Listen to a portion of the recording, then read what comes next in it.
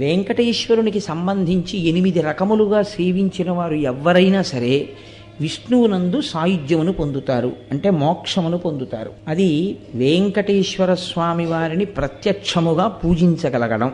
అంటే ఆయనని ఒక మూర్తిలోకి ఆవాహన చేసి, అది ఫోటో అన్న భావనతో, అది ఒక మూర్తి అన్న భావనతో కాకుండా ఈయనే శ్రీ వెంకటేశ్వరుడు అన్న భావనతో సేవించగలుగుట.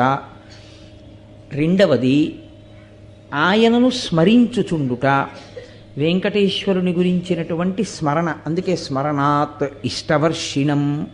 ఆ క్షేత్రం గురించి కానీ ఆయన గురించి కానీ స్మరణ చేసినంత మాత్రం చేత కోర్కెలు ఈడేరుతాయి. కాబట్టి స్మరించుట. 3, ఏ పని చేస్తున్నా ఇది వెంకటేశ్వర స్వామి వారి కార్యం అనుకుని చేస్తుండడం. అలా అనుకుని చేసేటప్పుడు ధర్మ వ్యతిరేకమైన కార్యం చెయ్యడానికి అసలు మీ మనసు మిమ్మల్ని అనుమతించదుగా.